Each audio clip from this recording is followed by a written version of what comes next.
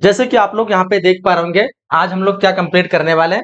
आपके सब्जेक्ट है हिस्ट्री और इसमें आपका जो मासिक परीक्षा हो रही है, इस मासिक परीक्षा के लिए हम लोग ने ऑब्जेक्टिव और सब्जेक्टिव ऐसे प्रश्न का सिलेक्शन किए हैं जो कि बिल्कुल 100% चांस है कि आपको यहीं से सारे क्वेश्चन सेलेक्ट होने वाले हैं।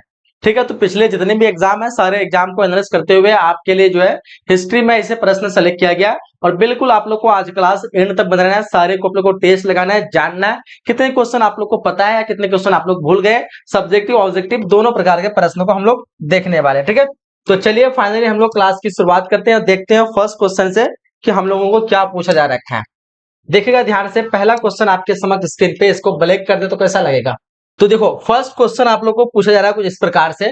पहला नंबर क्वेश्चन कर हम लोग को, सिंधु घाटी सभ्यता में विशाल स्नानागार के अवशेष कहां से प्राप्त हुए थे। तो कई बार मैंने आपको समझाया है, आपको पूछे विशाल स्नानागार, विशाल अन्नानागार, विशाल मूर्ति, जितने भी विशाल वाले वर्ड आए सारे के सारे आप लोग को आंख बंद के मोहनजोदड़ो पे राइट करना है। कहां पे लगाना है, मोहनजोदड़ो, जिसकी खोज हुई थी 1922 को। बोलोगे किसने खोज की थी, तो सभी का आंसर आना चाहिए राखलदास बनर्जी। किसने की थी, राखलदास बनर्जी। ठीक है, जिसको हम लोग क्या कहते हैं, आर डी बनर्जी कहते हैं, शॉर्ट में क्या कहते हैं, आर डी बनर्जी कहते हैं। ठीक है, याद रहेगा, राखलदास बनर्जी ने 1922 में मोहनजोदड़ो की खोज की थी और यह हड़प्पा की राजधानी थी। बोले हड़प्पा की राजधानी क्या है, तो हड़प्पा की राजधानी मोहनजोदड़ो मानी जाती है। मोहनजोदड़ो जो है इसमें विशाल स्नानागार, विशाल अन्नागार, विशाल मूर्ति, नृत्य करती हुई मूर्ति, इन सारे के अवशेष प्राप्त हुए। ठीक है, तो इस क्वेश्चन का आंसर हम लोग को ऑप्शन बी पे राइट करना है। सारी चीज आप लोग को समझ में आ गई। आगे देखिएगा क्वेश्चन नंबर दूसरा हम लोग को क्या पूछा जा रखा है। क्वेश्चन नंबर दूसरा कह रहा है कि लोथल जो है ये किस स्थित है, वो कौन सी जगह पे स्थित है। बताओ अभी करंट में जो लोहल है, लोथल जो है, क्या वो गुजरात में है, पश्चिम बंगाल में, राजस्थान में, पंजाब में। तो बोलोगे राजस्थान में नहीं है, पंजाब में भी नहीं है, राजस्थान में आपका कालीबंगान है। ठीक है, राजस्थान में क्या है, कालीबंगान। ठीक है, कालीबंगान जो है राजस्थान में है और जो लोथल है वो गुजरात में।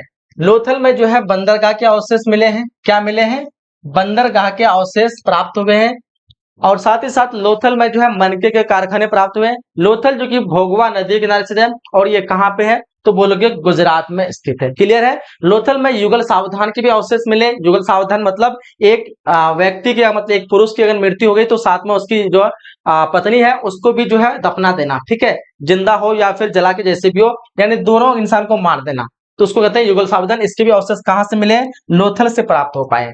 क्वेश्चन नंबर हम लोग को तीसरा ध्यान दीजिएगा क्या पूछा जा रखा है। क्वेश्चन थर्ड कह रहा है हम लोग को कि हड़प्पा सभ्यता का सबसे बड़ा नगर कौन सा है। अब मैंने बता दिया आप लोग को, बड़ा में कोई भी चीज आ जाए तो हमारा क्या होने वाला है, वो हमारा होगा मोहनजोदड़ो। चाहे विशाल या बड़ा जो भी पूछे, जो भी वर्ड दोनों में से, तो आप लोग को लगा देना है मोहनजोदड़ो। ऑप्शन हम लोग को यहाँ पे इस क्वेश्चन का ए पे राइट लगाना। ठीक है, क्वेश्चन ए क्या लगाएंगे इस क्वेश्चन का, ऑप्शन ए। जितने बच्चे बताए बिल्कुल एब्सोल्युटली करेक्ट हो जाएगा। ठीक है, तो क्वेश्चन 3 का ऑप्शन ए। आगे देखिएगा अगला क्वेश्चन हम लोग को क्या कहा जा रहा है।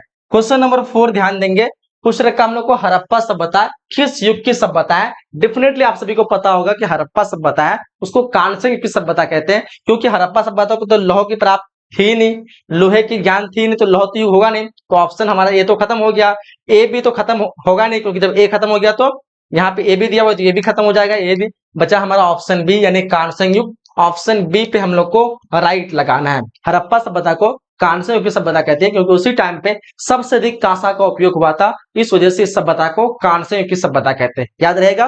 तो इस क्वेश्चन का आंसर इतने अच्छे भी लगाए बिल्कुल राइट हो जाएगा। ठीक है, इसको सिंधु घाटी की सभ्यता भी कहते हैं। क्या कहते हैं, सिंधु घाटी। सिंधु घाटी की भी सभ्यता कहते हैं क्योंकि ये जो है सभ्यता है, ये पूरे सभ्यता जो है वो सिंधु नदी के किनारे बसा हुआ था। कहां पे था, बोलोगे सिंधु नदी के किनारे बसा होने के कारण इस सभ्यता को सिंधु घाटी की सभ्यता कहते हैं। ठीक है, इस सभ्यता को हड़प्पा सभ्यता क्यों पड़ा, क्योंकि सबसे पहला खोजा गया शहर जो था वो हड़प्पा था, जिस वजह से इस सभ्यता का नाम हड़प्पा सभ्यता कहा गया। इस सभ्यता का अगला नाम क्या है, तो कांस्य युग की सभ्यता। क्यों कांस्य युग की सभ्यता कहा गया, क्योंकि इस टाइम पे सबसे अधिक कांसा का प्रयोग होने लगा, कांसा की खोज हुई थी, इस वजह से इस सभ्यता को कांस्य युग की सभ्यता कहते हैं। ठीक है, इतनी सारी चीजें आप लोग को याद रखना है। आगे देखिएगा क्वेश्चन नंबर हम लोग को 5 पूछा जा रखा है, हड़प्पा किस नदी के किनारे स्थित है। काफी बार ये क्वेश्चन आया हुआ है। हड़प्पा जिसकी खोज किसने किया था, दयाराम साहनी ने किया था। हड़प्पा की खोज किसने किया था, तो बोलोगे दयाराम साहनी ने किया था। ठीक है, दयाराम साहनी बोलोगे कब किया था, तो अपना आंसर होने वाला है 1921 को दयाराम साहनी ने हड़प्पा की खोज करता है, जो कि रावी नदी के किनारे स्थित होता है। काफी बच्चे कंफ्यूज होते हैं कि ये सिंधु नदी के किनारे स्थित है। ठीक है, ये मान लो रावी नदी है, इसी का एक कटा हुआ जो है नदी है, जो सहायक नदी, इसको रावी नदी कहते हैं। ठीक है, तो हड़प्पा जो है यहाँ पे स्थित है। ठीक है, और इस वजह से हम लोग सिंधु नहीं कह सकते, क्योंकि सिंधु काफी दूर हो गया। इसी का एक रावी नदी का एक टुकड़ा नदी, जिसका नाम है सॉरी सिंधु नदी का टुकड़ा नदी, जिसको रावी कहते हैं। तो इस वजह से हमारा हड़प्पा जो हो जाएगा वो रावी नदी के किनारे से हो जाएगा। हड़प्पा सभ्यता में बहुत सारी जगह आते हैं, कालीबंगान, मोहनजोदड़ो, लोथल, इस तरह के बहुत सारे शहर आते हैं, और ये पूरे शहर को मिला के हड़प्पा सभ्यता कहते हैं। इसलिए आपको हड़प्पा अगर सभ्यता पूछे तो हमारा जो नदी हो जाएगा वो हो जाएगा सिंधु नदी। तो हड़प्पा सभ्यता में सारे शहर आ जाते हैं, और सारे शहर जो बसा हुआ है वो किसके, सिंधु नदी किनारे। लेकिन किसी एक जगह पूछ ले कि हड़प्पा कौन सी नदी किनारे, तो बोलोगे रावी नदी। अगर आपको यही पूछे कि क्या कहते हैं कि मोहनजोदड़ो कौन सी नदी किनारे से, तो मोहनजोदड़ो हमारा हो जाएगा वो रावी नदी किनारे। ठीक है, तो याद रहेगा मोहनजोदड़ो रावी नदी किनारे, हड़प्पा सॉरी मोहनजोदड़ो सिंधु नदी किनारे। ठीक है, ये सिंधु है ना, मोहनजोदड़ो सिंधु नदी किनारे, हड़प्पा रावी नदी किनारे। ठीक है, और पूरा हड़प्पा सभ्यता सिंधु नदी किनारे। ठीक है, क्लियर, आप लोग को समझ में आ गई होगी। आगे देखिएगा, अगला क्वेश्चन हम लोग को पूछा जा रखा है। क्वेश्चन नंबर 6 कह रहा है कि धम्म की शुरुआत किसने की थी। धम्म आपको पता होगा, अशोक ने जो है सभी धर्मों से अच्छी चीजों को एकत्रित किया था, जमा किया था, और उससे जो भी चीजें जिससे लोगों को ऐतराज नहीं हो, कोई दिक्कत ना हो, उनको अप्लाई किया था, और ये इस चीज का प्रचार प्रसार किया, जिसको अशोक का धम्म कहा गया। ठीक है, तो धम्म की शुरुआत किसने किया था, तो आप सभी को पता हो गया होगा कि धम्म की शुरुआत जो वो अशोक ने किया था। धम्म की शुरुआत किसने किया था, तो बोलोगे सर धम्म की शुरुआत जो किया था वो अशोक ने किया था। आंसर जो हम लोग को सी पे राइट करना है। आगे देखते हैं अगला क्वेश्चन हम लोग को क्या कहा जा रहा है।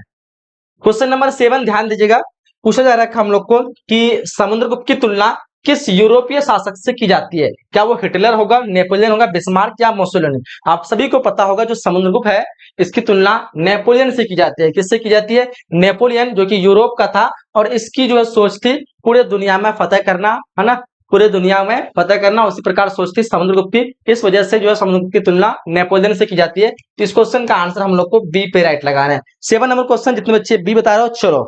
शिखा कुमारी, राजपूत, बहुत अच्छा, शेख मुजम्मिल, बिल्कुल आप लोग का आंसर करेक्ट कर रहा है। आगे देखिएगा क्वेश्चन नंबर 8 हम लोग को पूछा जा रखा है, कह रहा है कि मौर्य वंश का संस्थापक जो इनमें से कौन था। सबको पता होगा, डेफिनेटली काफी सिंपल इजी क्वेश्चन है। मौर्य वंश का संस्थापक पूछ रखा है, बता दोगे आप लोग, बताओ जल्दी से, देखते हैं कितने बच्चे इस क्वेश्चन को सही कर पा रहे हो। तो मौर्य वंश का संस्थापक किसने किया था, आपको पता होगा, जो पहले मौर्य वंश से पहले नंद वंश था। कौन से वंश था, नंद वंश था। नंद वंश का अंतिम शासक था धनानंद। क्या नाम था, घनानंद या फिर धनानंद, जो बोले आप। ठीक है, अब इसको जो है, इसको अंदर जो काफी ज्यादा एटीट्यूड और घमंड आ गया था, घौ से घनानंद और घौ से घमंड, है ना, आ गया था। अब क्या हुआ कि इस घमंड को तोड़ने वाला था, वो था चंद्रगुप्त मौर्य। क्या था, चंद्रगुप्त मौर्य, है ना। तो इस वजह से जो चंद्रगुप्त मौर्य ने धनानंद के बीच जो है एक युद्ध लड़ा। क्या लड़ा, एक युद्ध लड़ा, और युद्ध होने के बाद जीत हुई चंद्रगुप्त की। ठीक है, जीत किसकी हुई, तो बोलोगे चंद्रगुप्त की। और इस वजह से चंद्रगुप्त ने मौर्य वंश की स्थापना की थी। किसकी स्थापना की थी, मौर्य वंश की। तो इस क्वेश्चन का आंसर हम लोग को ए पे लगाना है। पहले था नंद वंश, नंद वंश का अंतिम शासक घनानंद, इसको आ गया था घमंड। इसको घमंड जब आ गया तो क्या कहते हैं कि चाणक्य ने एक नया राजा तैयार किया, जिसका नाम था चंद्रगुप्त, जो कि मौर्य वंश का था। ये कौन से वंश का था, ये था मौर्य वंश का। और क्या होगा कि इसका बाद जब जीत हुई मौर्य वंश की, तो हमारा जो है मौर्य वंश की स्थापना हुई, और वो जीतने वाले कौन थे, चंद्रगुप्त थे। ऑप्शन हम लोग को ए पे राइट करना है। आगे देखिएगा, अगला क्वेश्चन पूछा जा रखा है, ये मौर्य वंश की स्थापना जो हुई थी वो 321 बीसी को हुई थी। कब हुई थी, 321 बीसी, यानी 321 ईसा पूर्व। क्वेश्चन कह रहा है चंद्रगुप्त मूर्ति जो है वो कहाँ पे होती है। चंद्रगुप्त की मृत्यु जो होती है वो सरवन गोला में होती है। कहां पे होती है, सरवन गोला। आंसर हम लोग को सी पे लगाना है। क्वेश्चन 9 का क्या लगाना है, जितने बच्चे सी लगा रहे हो, चले बहुत अच्छी बात है, वेरी गुड। शिखा मुजम्मिल, चलिए आगे देखो। क्वेश्चन नंबर यहाँ पे 10 कर हम लोग को, चंद्रगुप्त मौर्य जो है किस धर्म को मानने वाले थे। आप सभी को बता दें, जो चंद्रगुप्त जो है मौर्य वंश के संस्थापक थे, और ये लोग जो थे जैन धर्म को मानते थे। कौन से धर्म को मानते थे, जैन धर्म को। चंद्रगुप्त का बेटा था बिंदुसार। क्या था, बिंदुसार, ये भी जैन धर्म को मानते थे। इसका बेटा था अशोक। क्या था, अशोक, और ये भी जो है जैन धर्म को मानते थे। लेकिन 261 में जब कलिंग का युद्ध लड़ा गया था, उसके बाद से धर्म को परिवर्तन कर दिया था। धर्म को क्या कर दिया? परिवर्तन कर दिया। कौन? अशोक ने। और आ गया कौन से धर्म से? तो अशोक आ गया बौद्ध धर्म से। कौन धर्म से आ गया? बौद्ध धर्म को अपनाने लग गया अशोक। तो आपको पता होना चाहिए जो चंद्रगुप्त मौर्य है ये अपना हो जाएगा जैन धर्म। ऑप्शन हम लोग को बी पे लगाना है। चंद्रगुप्त मौर्य का बेटा कौन था? बिंदुसार, ये भी जैन धर्म से था। इसका बेटा कौन था? अशोक, ये भी जैन धर्म था। अगर आपको पूछे कि अशोक का जो शुरुआती धर्म कौन सा था, तो जैन धर्म लगाना, ना कि आप लोग बौद्ध धर्म लगा देना। जब 261 में कलिंग का युद्ध लड़ा, उसके बाद में अपना धर्म को परिवर्तन किया और बौद्ध धर्म का प्रचार प्रसार में लग गया, और तब से ये बौद्ध धर्म का फॉलोवर हुआ। ठीक है, तो अशोक जो है शुरुआती में जैन धर्म था, बाद में क्या था? तो अशोक बाद में जो है क्या कहते हैं, बौद्ध धर्म को अपनाया। अशोक का राजरोहन जो हुआ था वो 269 बीसी को हुआ था। 269 बीसी को हुआ था। इतना चीजें आप लोग को याद रखना है। आगे देखिए क्वेश्चन 11 हम लोग को क्या पूछा जा रखा है, निम्नलिखित में कौन हड़प्पा सभ्यता का नगर नहीं है? ध्यान दीजिएगा, यहाँ पे हड़प्पा सभ्यता का आपको वो नगर देखना है जो हड़प्पा सभ्यता से संबंधित नहीं है।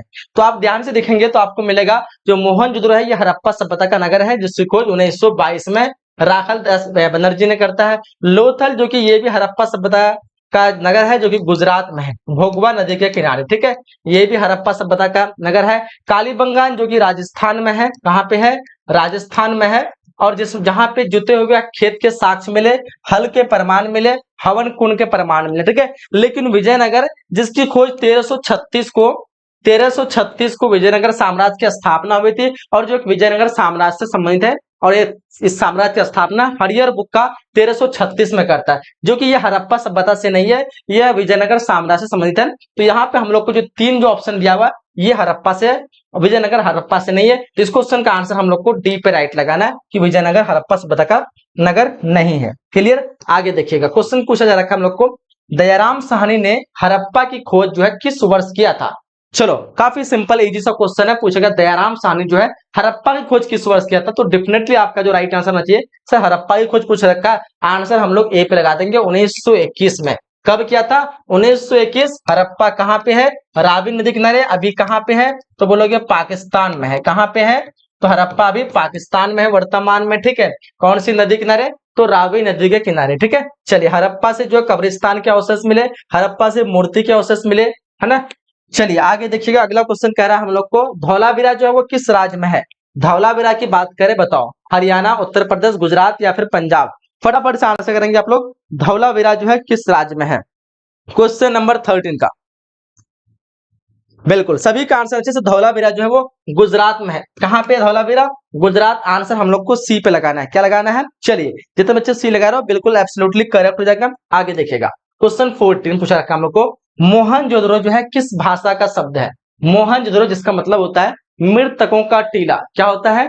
मृतकों का टीला। इसको सिंध का बाग भी कहा जाता है, याद रखेंगे, जो कि एक सिंधी भाषा का शब्द है। ये कौन सी भाषा का शब्द है? तो बोलोगे सिंधी भाषा का शब्द है। इस क्वेश्चन का आंसर हम लोग को डी पे राइट करना है। ठीक है, बहुत अच्छा। शेख मुजम्मिल एंड सुबोध मिश्रा, लड्डू, चलिए, गुंजना कुमारी, शिखा कुमारी, बिल्कुल आप लोग का आंसर करेक्ट आ रहा है। 15 नंबर क्वेश्चन देखो ध्यान से, हड़प्पा सभ्यता का विशाल स्नानागार जो है वो कहां से प्राप्त हुए थे? बताओ फटाफट से।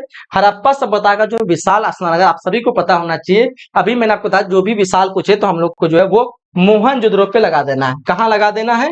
मोहनजोदड़ो। ऑप्शन ए पे हम लोग को राइट करेंगे। ठीक है, देखो जो भी बच्चे एडमिशन नहीं किए, आप लोग जो नंबर दिया गया है 82107775, इस नंबर को अपने स्क्रीनशॉट लीजिए, व्हाट्सएप में मैसेज करेगा, एडमिशन फटाफट से कर लीजिए, जहां पे आपको सारे सब्जेक्ट की पूरी तैयारी कराई जाएगी, ऑल सब्जेक्ट की। ठीक है, डिस्क्रिप्शन बॉक्स में आपको एप्लीकेशन का लिंक भी मिल जाएगा, या फिर आपको स्क्रीन पे भी नंबर दिख रहा होगा। क्वेश्चन 16 करा हम लोग को, मौर्य काल में ब्रहदेव जो है वो क्या था? बताओ 16 नंबर क्वेश्चन का आप लोग क्या लगाओगे? मौर्य काल में जो है ब्रहदेव, बिल्कुल आप लोग को जो है सोच समझ के आंसर करना है। चलो, कुछ बच्चे ने सही बताया भूमिदान, जो कि बिल्कुल एब्सोल्युटली करेक्ट होगा। काफी बच्चे इस क्वेश्चन पे मिस्टेक कर रखे हैं। ब्रहदेव जो है वो भूमिदान को कहा गया है। ऑप्शन सी लगाएंगे 16 का। ठीक है, बहुत अच्छा। Shaikh Muzammil, very good. Rajput, D बता रहे हो, डी नहीं लगाना है। आगे देखो, अगला क्वेश्चन कह रहा है हम लोग को, अशोक का व्यक्तिगत धर्म जो है वो क्या था? चलो, अभी देखो क्वेश्चन आ गया, अभी मैं आपको समझाया था अशोक के धर्म के बारे में, पूछ रखा अशोक का व्यक्तिगत धर्म जो है वो आपको निकालना है। तो बोलोगे सर अशोक जो है जैन धर्म को मानता था, लेकिन व्यक्तिगत यानी खुद से जो वो चेंज किया, व्यक्तिगत मतलब अपना फैसला, उसका खुद का मानना, ठीक है। तो वो बौद्ध धर्म में परिवर्तन कर गया था। तो बोलोगे सर ऑप्शन ए पे राइट लगाएंगे। 17 का आंसर क्या लगाएंगे? चलिए, जितने बच्चे ऑप्शन ए लगा रहे हो बिल्कुल राइट होगा, काफी बच्चे बी लगा रहे हो। जैन धर्म नहीं लगाना है, अभी समझाया फिर भी आप लोग भूल गया। व्यक्तिगत का मतलब था पर्सनल, है ना, अपना। कर अशोक ने महेंद्र और संघमित्रा को धर्म प्रचार के लिए किस देश भेजा था? बताओ फटाफट से। तो आपको पता होना चाहिए, जो श्रीलंका जो है, जिसको सिंहल द्वीप कहा गया था उस टाइम पे, श्रीलंका भेजा था अशोक ने, किसको? महेंद्र और क्या कहता है, संघमित्रा को। तो इस क्वेश्चन का आंसर जितने बच्चे सी बताए हो बिल्कुल आपका आंसर करेक्ट हो जाएगा। आगे देखिएगा क्वेश्चन नंबर 19 हम लोग को कहा जा रहा है, अशोक किस वंश का शासक था? बताओ फटाफट से। अशोक जो है वो किस वंश का शासक था? अभी मैंने आप लोग को समझाया अच्छी तरह से। जो मौर्य वंश है उसका संस्थापक था चंद्रगुप्त मौर्य, ठीक है। CH लिख दे रहा हूं। इसका बेटा था बिंदुसार, बी लिख दे रहा हूं। इसका बेटा था अशोक, ए लिख दे रहा हूं। तो हमारा जो हो जाएगा ये कौन से वंश से? चंद्रगुप्त, बोलोगे से मौर्य वंश से। कौन से वंश से? तो बोलोगे आप लोग मौर्य वंश से। तो अब यहाँ पे जो मौर्य वंश का जो हुआ, इसका बेटा तो अशोक कौन से वंश हो जाएगा? तो बोलोगे ये मौर्य वंश हो जाएगा। ऑप्शन हम लोग को बी पे लगाना है, ठीक है। अब मौर्य वंश चंद्रगुप्त का क्या हो गया? पोता हो गया। बेटा किसका हुआ? बिंदुसार का हो गया। तो बोलोगे कि अशोक के पिता का नाम बिंदुसार हो गया, चंद्रगुप्त पिता के बेटा का नाम, सॉरी अशोक क्या पिता का नाम बिंदुसार, चंद्रगुप्त के बेटा का नाम बिंदुसार। चलो आगे देखिएगा, अगला क्वेश्चन कर हम लोग को, अशोक कौन से बौद्ध भिक्षु के प्रभाव में आकर बौद्ध धर्म को समर्थन बना था? पहले जो ये जैन धर्म से था, है ना, आखिर वो कौन से बौद्ध भिक्षुक थे जिससे वो प्रभावित हो गए और उसको लगा कि नहीं मुझे भी बौद्ध धर्म अपनाना चाहिए? बताओ, पहचानो जल्दी से वो कौन है, फटाफट से बताओ। तारा कुमारी, चलो गुड इवनिंग अभी बोल रहे, अभी आ रही क्या? सूरज कुमार एंड संगम कुमारी, शेख मुजम्मिल। आप लोग का आंसर ऑप्शन बी आ रहा है, बहुत अच्छी बात है। जितने बच्चे आंसर ए लगा रहे हो बिल्कुल करेक्ट आंसर हो जाएगा। आगे देखिएगा, अगला क्वेश्चन हम लोग को कहा जा रहा है कि सिंधु सभ्यता में गोदीबारा जो है इसका प्रमाण कहां से मिला था? सिंधु सभ्यता में गोदीबारा का प्रमाण आपको पूछ रखा, बताओ जल्दी से। इस क्वेश्चन का आंसर बन जाएगा। अभी मैंने आप लोगों को समझाया कि गोदीबारा का मतलब क्या होता है, जिसको हम लोग युगल सावधान भी कह सकते हैं। क्या कहेंगे इसको? सॉरी, गोदीबारा का मतलब होता है ये बंदरगाह, इसको क्या कहते हैं? बंदरगाह, है ना। क्या कहते हैं हम लोग? बंदरगाह जो कहते हैं, यानी जहाज रुकने का प्लेटफॉर्म, जहां पे जहाजें रुकती है, पानी जहाज। तो इसका अवशेष अभी बताया आप लोग कहां से मिला था? लोथल, जो कि कहां पे है? लोथल, जिसको हम कहते हैं गुजरात में है। ये कहां पे? लोथल गुजरात में है। और कौन सी नदी किनारे? तो बोलोगे आप लोग भोगवा नदी के किनारे। गुजरात में कौन सी नदी किनारे? भोगवा नदी किनारे, ठीक है। आगे देखिएगा, अगला क्वेश्चन कह रहा है हम लोग को, क्या रखा है, निम्नलिखित देवताओं में कौन सैंधव सभ्यता के प्रमुख देवता थे? इनमें से पहचानो वो देवता जो कि सैंधव यानी सिंधु वासियों के प्रमुख देवता थे। तो आपका आंसर आना चाहिए यहाँ पे विष्णु, शिव। शिव हो जाएगा ना, ऑप्शन बी पे हम लोग को लगाना है। 100 से सैंधव, 100 से शिव। क्लियर, याद रहेगा ट्रिक। चलिए बहुत अच्छी बात है, बिल्कुल आप लोग का आंसर ऑप्शन बी आ रहा है। तारा कुमारी, राजपूत एंड कौन है ये? नंदनी। चलो आगे देखते हैं, अगला क्वेश्चन हम लोग को कहा जा रहा है, घोड़े के हड्डियों के साक्ष्य जो है वो कहां से प्राप्त हुए? बताओ जल्दी से। जो घोड़े के हड्डियों के साक्ष्य जो प्राप्त हुए वो सुतकोत्रा से हुए। कहां से प्राप्त हुए? याद रखेंगे, सुतकोत्रा। आंसर हम लोग को सी पे लगाना है 23 का। आगे देखिएगा, अगला क्वेश्चन कह रहा है हम लोग को, हड़प्पा सभ्यता की मोहरें किस चीज की बनी है? हड़प्पा सभ्यता की जो मोहरें है वो इनमें से कौन सी चीज की बनी है? क्या वो लोहे होगा, तांबे होगा, कांसे होगा, सेलखेरी होगा? तो आपको पता था कि हड़प्पा सभ्यता की जो मोहरें है एक सेलखेरी नामक पत्थर थी और उन पत्थर से जो है कि मोहरें बनी हुई थी, ठीक है। इन मोहरों का इस्तेमाल ये लोग व्यापार में करते थे। कोई भी सामान आयात करते थे यानी बाहरी देश से लेके आते थे या फिर निर्यात करते थे, बाहर देश भेजते थे, अपना एक मोहर लगा देते ताकि लोगों को पता चले कि ये कहाँ से आया हुआ है ना। जिस प्रकार से अभी मोहर होते हैं, तो मोहर का इस्तेमाल जो सेलखेरी नामक पत्थर से करते थे। अभी तो हम लोग अलग अलग डिवाइस वगैरह आ गया मोहर के लिए, बहुत सारे जो है अलग अलग चीजें आ गया, लकड़ी वगैरह। देखो 25 नंबर क्वेश्चन कह रहा है कि बनवाली जो है किस राज्य में स्थित है? बनवाली हरियाणा में है, पंजाब में, गुजरात में, महाराष्ट्र में, है ना। बताओ जल्दी से, 25 नंबर क्वेश्चन का आप लोग क्या आंसर लगाओगे? बनवाली के बारे में पूछ रखा है, तो बोले सर बनवाली पूछ रखा है, हम लोग को हरियाणा लगाना है। बनवाली कहाँ पे है? हरियाणा में है। हम लोग को आंसर ए पे राइट लगाना, 25 का क्या लगाना है? चलो शाबाश, बिल्कुल जितने बच्चे ऑप्शन ए लगा लो राइट आंसर हो जाएगा। क्वेश्चन 26 पूछ रखा हम लोग को कि which is the oldest non record of Indian, यानी भारत का प्राचीनतम ज्ञान अभिलेख जो इनमें से कौन सा है? तो आपको पता होना चाहिए जो क्या कहते हैं वोकजा कोई का अभिलेख है जो कि लगभग 1300 से 1400 ईसा पूर्व है। ये है ना, 1300 से 1400 ईसा पूर्व, यानी आज से देखा जाए तो लगभग 3500 साल पुराना है। ये लगभग 3400 से 3500 साल पुराना है। ऑप्शन हम लोग को सी पे लगाना है। 26 नंबर क्वेश्चन का क्या लगाना है? चलो, जितने बच्चे सी लगा रहे हो बिल्कुल आपका राइट आंसर हो जाएगा। आगे देखिएगा, क्वेश्चन नंबर 27 हम लोग को पूछ रखा है, Megasthenes came to Megasthenes came to Pataliputra as the ambassador of which Greek ruler, यानी मेगास्थनीज जो है किस यूनानी शासक राजदूत के रूप में पाटलिपुत्र आया था? किस यूनानी शासक के? तो बोलोगे ये सेल्यूकस था। कौन था यूनानी शासक? सेल्यूकस था, जो कि मेगास्थनीज का एक राजदूत बनकर के आया था मौर्य वंश के काल में। ठीक है, और उन्होंने अपनी एक पुस्तक लिखी जिसका नाम है इंडिका, और इंडिका से हमें मौर्य वंश के बारे में जानकारी प्राप्त होती है। तो इस क्वेश्चन का आंसर हम लोग को ऑप्शन सी पे राइट करना है, सेल्यूकस। अगला क्वेश्चन देखिएगा, कह रहा है हम लोग कलिंग का युद्ध का वर्णन किस अभिलेख में लिखा गया है? In which record is the Kalinga war describe, यानी कलिंग के जो युद्ध हुआ था अशोक और कलिंग के राजा के बीच में, किसके बीच हुआ था? तो बोलोगे आप लोग अशोक और कलिंग के राजा के बीच। इसका जो वर्णन मिलता है वो 13वें शिलालेख में मिलता है। कौन से शिलालेख मिलता है?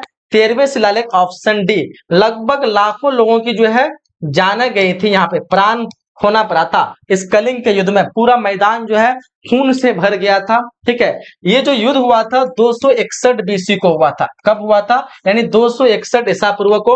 ये युद्ध देखने के बाद अशोक ने अपने दिल को चेंज कर लिया और तब से जो है प्रण लिया कि मुझे आगे मैं ऐसा कोई भी युद्ध नहीं करना है जिससे बेवजह लोगों की मौत हो। और तब से वो बौद्ध धर्म को अपनाया और सारे अस्त्र शस्त्र जो भी उसका हथियार वगैरह सारी चीज उसी दिन से त्याग कर दिया और अपने अभिलेख वगैरह में छपवा दिया कि आगे से कोई भी किसी को युद्ध नहीं करना है। ठीक है, और इस वजह से धीरे धीरे इसका खतरा क्या हुआ कि धीरे धीरे मौर्य वंश का पतन हो गया, क्योंकि युद्ध वगैरह छोड़ दिया तो समझ सकते हो जब कोई इंसान युद्ध छोड़ देगा तो लोग बाहरी आक्रमण क्या होगा, कमजोर समझ जाएगा, और इस वजह से मौर्य वंश का बाद में आकर के पतन हो गया। ये कारण था मौर्य वंश का पतन होने का। 29 नंबर क्वेश्चन कह रहा है हम लोग को, चीनी यात्री फयान किस शासक के काल में भारत आया था? बताओ, Chinese travel Fahien came to India during the period of which ruler? So correct answer क्या लगाओगे? आपको पता होना चाहिए चीनी यात्री जो फहियान था ये चीन से पैदल आया था। कैसे आया था? तो बोलोगे पैदल आया था। और ये किसके दरबार में आया था? तो बोलोगे चंद्रगुप्त विक्रम आदित्य, जिसको हम लोग कहते हैं विक्रम चंद्रगुप्त द्वितीय, चंद्रगुप्त विक्रम आदित्य या फिर चंद्रगुप्त द्वितीय कहते हैं। इसके दरबार में पैदल आया था। किस लिए आया था? तो बौद्ध की शिक्षा प्राप्त करने के लिए। किसके लिए आया था? बौद्ध धर्म की शिक्षा प्राप्त करने के लिए। ठीक है, चलो सॉरी सर, मैं काम भी कर रही हूं और क्लास भी। तारा कुमारी, चलो लग रहा है कि बहुत ज्यादा आप मेहनती हैं। चलो, काफी अच्छा तरक्की करने वाले हैं अगर इस तरह कर रहे हैं तो। देखो यहाँ पे काफी बच्चे तो यहाँ पे बिना काम के क्लास नहीं करते सही से। क्वेश्चन 30 कर रहा हम लोग को, मेगास्थनीज जो है किस भारतीय शासक के दरबार में आया था? चलो बताओ, अभी बताया मैंने ना, Megasthenes came to court of which Indian ruler? So correct answer लगाना आप लोग को चंद्रगुप्त मौर्य। क्या लगेंगे? चंद्रगुप्त मौर्य। आंसर हम लोग को सी पे लगाना है। इसी के दरबार में आया था, सेल्यूकस ने भेजा था, राजदूत बन के आया था। कहाँ का था? यूनान का था। कौन सी पुस्तक लिखी है? तो बोलोगे इंडिका। क्लियर है? आगे देखिएगा, अगला क्वेश्चन हम लोग को कहा जा रहा है कि हड़प्पा सभ्यता का प्रशासन जो था वो किस प्रकार का था? बताओ फटाफट से। हड़प्पन सिविलाइजेशन, इसका जो प्रशासन था वो एक तरह का जो है ना राजतंत्र लोकतंत्र नगर पालिका जैसा था, है ना, नगर पालिका सिटी के जैसा था ना, नगर पालिका। यानी ऑप्शन हम लोग को सी पे राइट करना। जितने बच्चे सी लगा रहे हो बिल्कुल राइट हो जाएगा। आगे देखिएगा, अगला क्वेश्चन कर रहा है हम लोग को, हड़प्पा सभ्यता के पतन के क्या कारण थे? बताओ, which were the cause of the decline of Harappan civilization? तो करेक्ट आंसर यहाँ पे क्या विदेशी आक्रमण होगा? बोलो सर बिल्कुल होगा। कई सारे अवशेष प्राप्त हुए, कई सारे विद्वान ने कहा कि विदेशी से आए आर्य लोग और हड़प्पा सभ्यता को लूट लिया, मार दिया और इस वजह से इसका पतन हो गया। तो हमारा ऑप्शन तो ये राइट हो रहा है।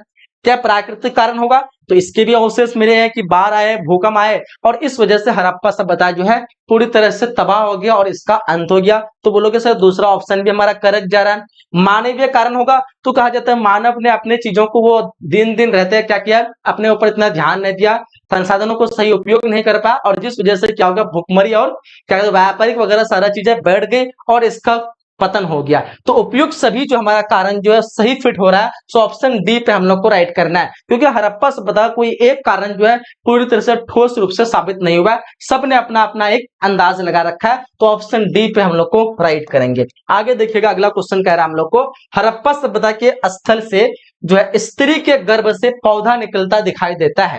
बताओ, हड़प्पा सभ्यता के जो पूरा हड़प्पा सभ्यता में बहुत सारे कुछ शहर निकले, जैसे बलूचिस्तान, मोहनजोदड़ो, हड़प्पा, आलमगीर, इनमें से वो कौन से शहर है जहां से एक मूर्ति निकला है और मूर्ति के गर्भ से जो है पौधा निकलता हुआ दिखाई देता है? तो बोलोगे वो जो शहर है वो हड़प्पा है। क्या है?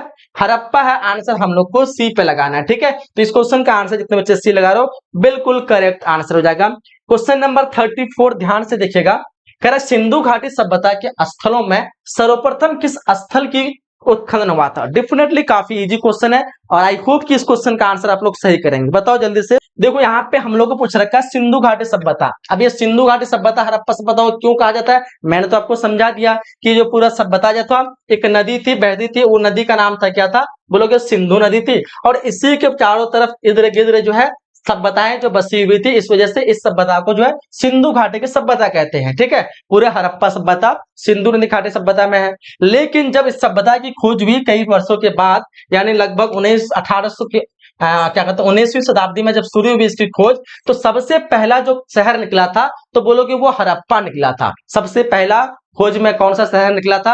हड़प्पा निकला था। अतः जो हमारा हड़प्पा की वजह से इन पूरे सभ्यता का नाम हड़प्पा सभ्यता पड़ा। तो वो शहर कौन सा था? हड़प्पा था, जिसकी खोज 1921 में हुई। उसके बाद निकला मोहनजोदड़ो, जिसकी खोज 1922 में हुई थी। हड़प्पा की खोज दयाराम साहनी ने किया था, मोहनजोदड़ो की खोज राखाल दास बनर्जी ने किया था। आई होप की सारी चीजें आप लोग को क्लियर हो गई होगी। 35 नंबर क्वेश्चन कर रहे हैं हम लोग को, किस सिंधु स्थल से सूती कपड़े के साक्ष्य मिले हैं? बताओ 35 नंबर क्वेश्चन का आप लोग आंसर क्या लगाओगे? इनमें से वो कौन से स्थल है जहां से सूती कपड़े के साक्ष्य मिले? बताओ 35 नंबर क्वेश्चन देखते हैं कितने बच्चे इस क्वेश्चन को सही कर पा रहे हैं। काफी सिंपल इजी सा क्वेश्चन है। चलो देखो यहाँ पे, अगर आपको पूछे किस सिंधु स्थल से, तो बोलोगे मोहनजोदड़ो जो है ना, मोहनजोदड़ो से जो है सूती कपड़े के साक्ष्य मिले हैं। इस क्वेश्चन का आंसर डी पे राइट करना है। क्या लगाना है? काफी बच्चे बी लगा रहे हो, बी नहीं डी लगा देना है। चलिए आगे देखिएगा, क्वेश्चन करा हम लोग को, भारतीय इतिहास का कौन सा काल जो है वो स्वर्ण काल के नाम से जाना जाता है? भारतीय इतिहास का वो कौन सा काल है जिसको स्वर्ण काल के नाम से जानते हैं? चलो फटाफट से आंसर करो। तो इस क्वेश्चन का आंसर देखते हैं कितने बच्चे इस क्वेश्चन को सही कर पा रहे हो। Very good, well done. देखो यहाँ पे जो गुप्त काल है ना, गुप्त काल को भारतीय क्या कहते हैं कि इतिहास का स्वर्ण काल के नाम से जानते हैं। आंसर हम लोग को बी पे लगाना है। बोलो क्यों? क्योंकि उसी टाइम पे महान महान वैज्ञानिक गणितज्ञ लोगों जो है आए और क्या कहते हैं अचानक से पूरे जो ऑल्डेन मतलब जो युग था उसको पूरी तरह से चेंज कर दिया, टेक्नोलॉजी का विकास किया और इस वजह से इस काल को जो है स्वर्ण काल के यानी गोल्डन एज के नाम से जाना गया। आंसर हम लोग को लगाना है गुप्त पीरियड। आगे देखिएगा, अगला क्वेश्चन कह रहा है हम लोग को, how many types of marriage are mention in Arthashastra, यानी अर्थशास्त्र में कितने प्रकार के विवाह का उल्लेख किया गया है?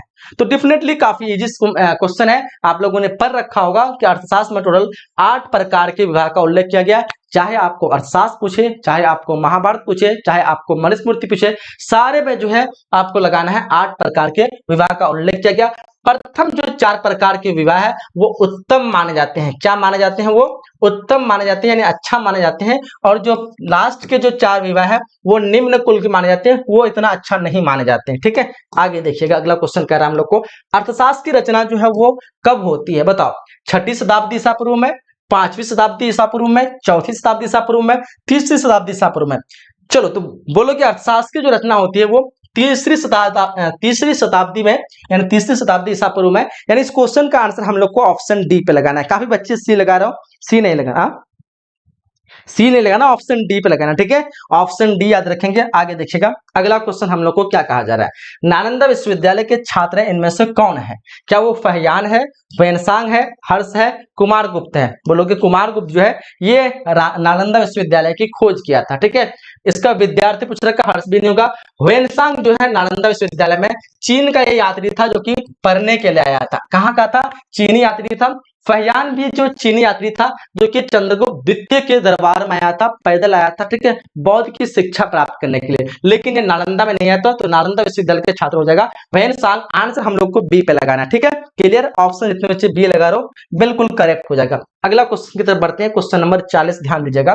कह रहे हम लोग को किस गुप्त शासक को उसके सिक्के पर वीणा बजाते हुए दिखाया गया है, यानी इनमें से वो गुप्त शासक आपको पहचानना है जिसको सिक्के पर वीणा बजाते हुए दिखाया गया है ना। सिक्का है और सिक्का में क्या बजा रहा है, वो वीणा बजा रहा है, ठीक है, क्या बजा रहा है, ये जो वीणा बजाने वाला होता है ना, वो वीणा लेकर के बजा रहा है, ठीक है, वो है समुद्रगुप्त, ठीक है, समुद्रगुप्त को जो है वीणा बजाते हुए दिखाया गया सिक्का में, ठीक है, तो ऑप्शन हम लोग को सी पे राइट करना है। आगे देखिएगा, अगला क्वेश्चन कह रहा है हम लोग को कि सिंधु सभ्यता का किस देश के साथ व्यापारिक जो है संबंध नहीं था। इनमें से वो देश आपको पहचानना है जो सिंधु सभ्यता लोग जो है व्यापार नहीं करते थे उसके साथ। तो बोलोगे क्या होने वाला है, मेसोपोटामिया, बोलोगे सर इसके साथ करता था, ये आंसर जो हमारा सही नहीं होगा, मतलब ये करता था ईरान, ये भी इसके साथ भी करता था, अफगानिस्तान करता था, लेकिन चीन जो है ना, चीन इसके साथ व्यापार नहीं करता था। तो इस क्वेश्चन के अकॉर्डिंग जो हमारा राइट आंसर होने वाला है ऑप्शन डी पे राइट करना है। क्या लगाना है, ऑप्शन जितने बच्चे डी लगा रहे हो बिल्कुल राइट हो जाएगा। अगला क्वेश्चन की तरफ बढ़ते हैं, क्वेश्चन नंबर 42 कह रहा है हम लोग को who was the main deity of the Indus, है ना, सिंधु वासियों के प्रमुख देवता कौन थे, बताओ फटाफट से। तो प्रमुख देवता जो मानते वो लोग पशुपति महादेव को, किसको मानते, पशुपति महादेव। अपना आंसर जो है सी पे राइट लगेगा। इस क्वेश्चन का आंसर क्या लगाएंगे, चलो जितने बच्चे सी लगा रहे हो बिल्कुल आपका राइट आंसर हो जाएगा। अगला क्वेश्चन देखिएगा 43 नंबर क्वेश्चन। अभी हम लोग सब्जेक्टिव क्वेश्चन करेंगे, ठीक है, अभी हम लोग सब्जेक्टिव क्वेश्चन करेंगे, तो आप लोग को क्लास को छोड़ना नहीं है, ये सारे सब्जेक्टिव क्वेश्चन आप लोग को देख के चलना है। 10 क्वेश्चन देंगे, आपने पिछली क्लास देखोगे ज्योग्राफी का, और मैंने आपको 10 क्वेश्चन दिया था, आपको यकीन नहीं होगा 7 क्वेश्चन जो 10 क्वेश्चन से आया हुआ था, 7 क्वेश्चन। अगर ज्योग्राफी वाला क्लास जो अभी भी अवेलेबल है जाके आप लोग देख लीजिए, तो इसलिए आपको सब्जेक्टिव देंगे 10 क्वेश्चन, और बिल्कुल आपका चांस है कि वहीं से आएगा। सिंधु घाटी से बताया कौन सा स्थल मृतकों का टीला, तो आपको बोलोगे मोहनजोदड़ो, आंसर हम लोग को सी पे राइट करना है, ठीक है, मृतकों का टीला, है ना। चलिए आगे देखिएगा, अगला क्वेश्चन हम लोग को क्या कहा जा रहा है, कह रहा है कि सिंधु घाटी सभ्यता का कौन सा स्थल सिंध का बाग कहा जाता है। इनमें से वो कौन सा स्थल है जिसको सिंध का बाग के नाम से जाना गया, तो बोलोगे सर सिंध का बाग, ये तो अपना सिंधु घाटी सभ्यता का मोहनजोदड़ो हो जाएगा, जिसको सिंध का बाग कहते हैं या फिर मृतकों का टीला कहते हैं। ये अपना जो है सिंधु नदी के किनारे स्थित है। कौन सी नदी किनारे स्थित है, सिंधु नदी के किनारे स्थित है, जिसको मृतकों का टीला, यानी यहाँ पे जो है काफी जो बाहरी विदेशी आक्रमण आए थे, सबको लूट लिए थे और सबको मार दिए थे, और बहुत सारी जो है मृतकों के हड्डी प्राप्त हुए हैं, इस वजह से इसको मोहनजोदड़ो को मृतकों का टीला के नाम से जाना जाता है, याद रहेगा। आगे देखिएगा, अगला क्वेश्चन कह रहा है हम लोग को कि सिंधु सभ्यता में समाज का स्वरूप जो था वो किस प्रकार का था, बताओ फटाफट से, समाज का जो स्वरूप था। 42 नंबर क्वेश्चन, फटाफट से आप लोग आंसर करेंगे। 45 नंबर क्वेश्चन है, चलो तो बोलो सर 45 नंबर क्वेश्चन हम लोग लगाना है मात्र शतात्मक, है ना, मात्र शतात्मक, आंसर हम लोग को जो है ए पे राइट लगाना है, ठीक है। आगे देखिएगा, अगला क्वेश्चन हम लोग को पूछा जा रखा है कि जीवक की ख्याति जो है किस रूप में थी, जीवक की ख्याति। तो जीवक जो है एक क्या था, महात्मा बुद्ध का निजी वैद्य था, निजी हकीम था। तो ये बोल रहा है कि जीवक जो है वो उसकी ख्याति, उसकी उपाधि क्या थी, तो ये एक वैद्य के रूप में था, एक हकीम के रूप में था, जिसको हम हकीम कहते हैं, वैद्य कहते हैं, ठीक है। सो ऑप्शन हम लोग को सी पे लगाना है। क्या लगाना है, आंसर इस क्वेश्चन का राइट सी हो जाएगा। अगला क्वेश्चन की तरफ बढ़ते हैं। अगला क्वेश्चन 47 नंबर क्वेश्चन, ध्यान दीजिएगा, कह रहा है हम लोग को कि अंगराज आधुनिक बिहार के किस जिले में अवस्थित है। अंगराज के बारे में पूछ रखा, बताइए फटाफट से इस क्वेश्चन का आंसर आप लोग क्या लगाओगे। अंगराज आधुनिक बिहार के जो है भागलपुर जिला में स्थित है। बताओ कितने बच्चे जो कि भागलपुर से हैं। 47 नंबर क्वेश्चन का आंसर क्या लगाएंगे, ऑप्शन डी पे लगाएंगे। चलो शिखा कुमारी ए लगा रहा है, राजपूत बॉय सी लगा रहा है। अरे अंगराज भागलपुर लगाना है, डी पे लगाना है, ठीक है। पिछली क्लास में आप लोग को सारे क्वेश्चन पढ़ाए हुआ, सारे इतना जल्दी भूल गए आप लोग। 48 नंबर क्वेश्चन कह रहा हम लोग को बिंबिसार का संबंध जो है वो किस वंश से था। तो बिंबिसार बोलोगे सर, बिंबिसार अभी तो मैंने आप लोग बताया बिंदुसार और एक होता है बिंबिसार, दोनों में कंफ्यूज आप लोग को नहीं होना। जो बिंदुसार है वो बिंदुसार आपका मौर्य वंश का है, बिंदुसार मौर्य वंश का। तो यहाँ पे मौर्य वंश नहीं लगाना, क्योंकि यहाँ पे बिंबिसार पूछ रखा, और बिंबिसार जो हर्यक वंश से था, क्योंकि हर्यक वंश का ये पहला शासक था। हर्यक वंश का पहला शासक जो था बिंबिसार। पूछेगा कि हर्यक वंश की स्थापना किसने किया था, तो आपका आंसर होना चाहिए बिंबिसार। तो हर्यक वंश ने सबसे पहले जो शासन किया था मगध पे किया था। अगर बोलेगा कि मगध पर पहला शासन जो है कौन से वंश ने किया था, तो अपना हो जाएगा हर्यक वंश। हर्यक वंश के संस्थापक कौन था, बिंबिसार। तो यहाँ पे पूछ रखा बिंबिसार का संबंध to which dynasty did Bimbisara belong, so correct answer is Haryanka dynasty. ठीक है, आंसर बी पे हम लोग को राइट करना है। आगे देखिएगा, अगला क्वेश्चन कह रहा है हम लोग को जारासंध का संबंध इनमें से किस वंश से है। बताओ फटाफट से 49 का आंसर आप लोग क्या लगाओगे। जारासंध का संबंध पूछ रखा है कि जारासंध का संबंध जो है ये वृहत वंश होगा, वृहत वंश। आंसर हम लोग वृहत वंश, आंसर बी पे हम लोग को राइट लगाना है। ठीक है, 49 का आंसर बी लगाएंगे। तक्षशिला जो है किस राज्य में स्थित है। तक्षशिला जो कि एक नामी गिरामी जो है एक विद्यालय था, जहां पे जो है काफी लोग जो है पढ़ाई करने के लिए आते थे दूर दूर से। ठीक है, और ये अभी जो है गंधार राज्य में, अभी ये फिलहाल पाकिस्तान में है। ये अभी कहाँ पे है, पाकिस्तान में है तक्षशिला। ठीक है, तो कौन से राज्य में, गंधार राज्य में। हम लोग को 50 नंबर का आंसर सी पे लगाना है। क्या लगाना है, चलो सभी का आंसर आना चाहिए ऑप्शन सी। बिल्कुल, गंधार राज्य में जो है तक्षशिला है, और अभी कहाँ पे वर्तमान में, पाकिस्तान में। यही से जो है चंद्रगुप्त मौर्य के जो गुरु थे चाणक्य, जो कि उसके प्रधानमंत्री बने बाद में, यही से जो है पढ़े भी थे और पढ़ाए भी थे। ठीक है, तो आंसर हम लोग को यहाँ पे सी पे लगाना है। हम लोगों ने टोटल जो है 50 क्वेश्चन जो है इस क्लास में किया है। कितने क्वेश्चन किया, 50 क्वेश्चन हम लोगों ने कंप्लीट किया। 50 में आपका स्कोर क्या रहा बताइए। अब हम लोग चलते हैं सब्जेक्टिव क्वेश्चन को देखते हैं। वो सब्जेक्टिव क्वेश्चन यहाँ पे हम लोग सेलेक्ट किए हैं जो कि आपके एग्जाम में आएगा। पूरा क्वेश्चन आपके एग्जाम में आने की चांस है। सारे क्वेश्चन को आप लोग को अच्छी तरह से हम लोग को देख लेना है इस क्लास में। ठीक है, जितने भी क्वेश्चन यहाँ पे हम बताने वाले हैं, सारे क्वेश्चन को आप लोग को अच्छी तरह से देख लेना है, और बिल्कुल आपके जो है यही सारे क्वेश्चन आपके एग्जाम में पूछे जाने की पूरी संभावना है। ठीक है, क्योंकि मैंने आपको बताया था पिछली क्लास में, मैंने आपको कुछ सब्जेक्टिव क्वेश्चन दिया था, ज्योग्राफी का 10 क्वेश्चन, और पूरे के पूरे 10 क्वेश्चन आपके एग्जाम में आ गया था। अब देखिए यहाँ पे हम लोग को सब्जेक्ट में क्वेश्चन जो पूछे जाने वाले हैं कि पुरातत्व से आप क्या समझते हैं। पुरातत्व मतलब पृथ्वी के अंदर से हम कोई भी सामग्री निकालते हैं, कोई भी चीजें निकालते हैं, और निकालने के बाद हम इतिहास की जानकारी प्राप्त करते हैं, पुराने जमाने के बारे में जानकारी प्राप्त करते हैं कि पुराने जमाने में लोग क्या खाते थे, कैसे रहते थे, यानी इतिहास हिस्ट्री की जानकारी प्राप्त करते हैं, उसको हम लोग पुरातत्व कहते हैं। क्लियर है। मान लो मेरा पेन जमीन के अंदर चला गया था, आज से कुछ साल पहले, हजारों साल पहले मुझे ये पेन जमीन के अंदर से मिला, इसमें कुछ चीजें लिखी हुई है, और इस लिखावट से हमने पुराने जमाने के बारे में, कुछ इतिहास के बारे में मुझे थोड़ा बहुत भी जानकारी मिल गया। अब ये मेरा पेन क्या हो जाएगा, पुरातत्व कहलाएगा। क्लियर है। तो देखो हम लोग को लिखना किस तरह, पुरातत्व अतीत की खोज का विज्ञान है। इसमें पुराने अवशेष का अध्ययन करके हम जानते हैं कि पहले के लोग कैसे रहते थे, क्या खाते थे, क्या पहनते थे और क्या करते थे। क्लियर है, काफी सिंपल।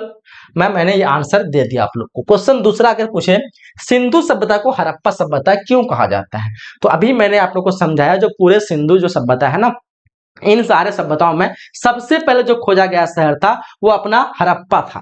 सबसे पहले जो खोजा गया शहर था, क्या बोलोगे, बोलोगे वो हड़प्पा था। और जब हड़प्पा है तो जाहिर सी बात है, जो पहला किसी का बेटा होता है तो वही बेटा जो फेमस हो जाता है। तो उसी तरह पूरे सभ्यता में जो पहला शहर हड़प्पा निकला और इसी वजह से फेमस हो गया, और इस सभ्यता का नाम हड़प्पा सभ्यता पड़ गया। लिखना किस प्रकार, ध्यान देंगे।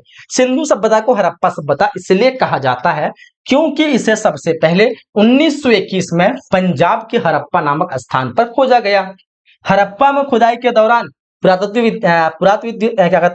विज्ञान ने, या फिर हम कहते हैं पुरातत्वविदों को, एक प्राचीन शहर के अवशेष मिले, जिसमें सड़कें, नालियां और सार्वजनिक भवन शामिल थे, जिसको हम हड़प्पा कहते हैं, और इस वजह से इस सभ्यता का नाम हड़प्पा सभ्यता पड़ा। क्लियर है। आगे देखिएगा, क्वेश्चन नंबर 3 हम लोग को पूछा जा रखा है।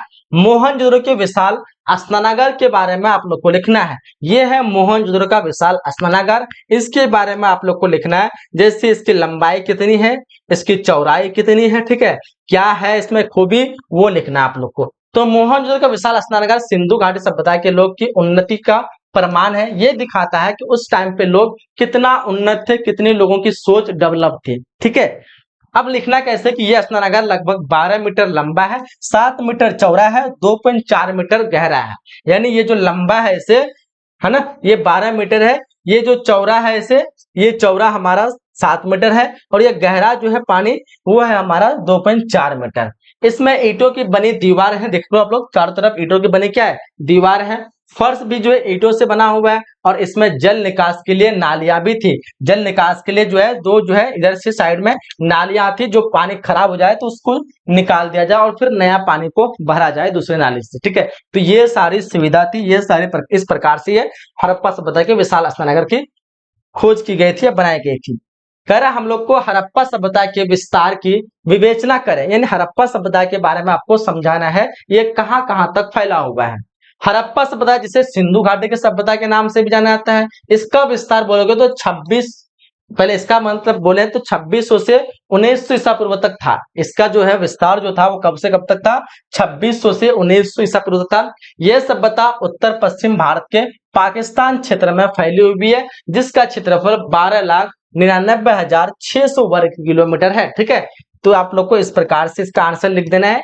क्वेश्चन नंबर 5 हम लोग को कह रखा है अशोक के धम्म पर संक्षिप्त टिप्पणी लिखा है, यानी अशोक के धम्म के बारे में आप लोग को बताना है। तो आपको समझ में आ गया जो अशोक जो है वो क्या किया था, जो कलिंग का युद्ध में जो है जीत हासिल की है और उसके बाद उसका हृदय जो है पूरी तरह से चेंज हो गया और वो बौद्ध धर्म को अपनाया और बौद्ध धर्म से जो भी अच्छी बातें लगा उसका प्रचार प्रसार करके लोगों के लिए लोगों में फैलाया कि ये करो ये मत करो, अच्छी अच्छी चीजों को फैलाया, जिसको अशोक का धर्म कहा जाता है। तो अशोक के धर्म का मतलब अच्छे आचरण में क्या हो जाएगा, अहिंसा हो गया, यानी हिंसा नहीं करना, लड़ाई युद्ध नहीं करना, सत्य यानी सच बोलना, करुणा मतलब दया लोगों के प्रति। अशोक ने अपने शासन में लोगों को सही तरह से जीने के लिए प्रेरित किया और सभी धर्म के प्रति सही क्या कहते हैं सहिष्णुता दिखाई, यानी सभी धर्म के प्रति सहानुभूति दिखाई कि हम किसी भी धर्म के खिलाफ नहीं कर रहे हैं और वो सारे धर्म को जो है लेकर के चला, ठीक है। और वह चाहता था कि लोग नैतिकता और शांति का पालन करें, लोग जो है अपने आप को जो है इस सब युद्ध और झूठ उठ में ये इस तरह खराब की दुनिया में ना फंसे, एक अच्छा इंसान बने, एक नेक इंसान बने, ठीक है। यही था अशोक का धर्म यानी धम्म। क्वेश्चन 6 के हम लोग को मौर्यकालीन इतिहास के प्रमुख स्रोतों को संक्षिप्त विवरण दीजिए, यानी मौर्यकालीन के इतिहास के बारे में हमें क्या वो सोर्स मिलते हैं जिससे पता चलता है कि हाँ मौर्य काल की कोई मतलब वंश था मौर्य नाम से। देखो किस प्रकार से लिखना है। मौर्यकालीन इतिहास के मुख्य स्रोत कौटिल्य का अर्थशास्त्र, आपको पता होगा जो कौटिल्य है जिसको चाणक्य कहते हैं, विष्णुगुप्त कहते हैं, उसका एक अर्थशास्त्र है जहां से हमें मौर्य वंश के बारे में जानकारी मिलती है। अशोक का कई अभिलेख मिला है जिससे मौर्य वंश के बारे में जानकारी मिलती है। बौद्ध और जैन ग्रंथ मिले हैं और साथ ही साथ यूनानी यात्रियों के लेखन, ये स्रोत हमें उस समय के शासन, समाज और अर्थव्यवस्था के बारे में जानकारी देते हैं। क्लियर है, आप लोग को पूछेगा आसानी से लिख लेंगे, ठीक है। आगे देखिएगा अगला क्वेश्चन हम लोग को कुछ इस प्रकार से पूछा जाने वाला है कि महाजनपद से आप क्या समझते हैं। महाजनपद आपको पता होना चाहिए, जैसे हमारी कोई एक जिला होती है उसको हम लोग जनपद कह सकते हैं, कई जिला मिलकर के एक राज्य बनता है जिसको हम लोग महाजनपद कह सकते हैं, सिंपल भाषा में बोले तो, ठीक है। तो महाजनपद हम किस तरह लिखेंगे कि महाजनपद प्राचीन भारत के बड़े बड़े राज्य थे जो कि 6ठी शताब्दी ईसा पूर्व में 4थी शताब्दी ईसा पूर्व के बीच थी है, 6ठी से 4थी ईसा पूर्व के बीच में थी, ठीक है, मौजूद थे। ये राज्य महत्वपूर्ण थे और उनमें से मगध हो गया, कौशल हो गया, वत्स हो गया, अवंती हो गया, जैसे बड़े बड़े महाजनपद शामिल थे। सबसे बड़े और शक्तिशाली जो महाजनपद था वो अपना मगध, जो कि बिहार का पुराना नाम है, ठीक है। आगे देखिएगा, कह रहा कलिंग के युद्ध का अशोक पर क्या प्रभाव पड़ा। तो कलिंग का युद्ध के बाद अशोक को युद्ध और हिंसा में गहरा आघात लगा। कलिंग की युद्ध जो लड़ी गई थी वो 261 बीसी में। उसने अहिंसा यानी किसी से युद्ध नहीं करना, करुणा यानी दया का मार्ग अपनाया। इसके बाद उसने अपने शिलालेख यानी जितने भी शिलालेख बनाए, लिख करके खरोच करके बोर्ड वगैरह बनाया बहुत सारा, ठीक है।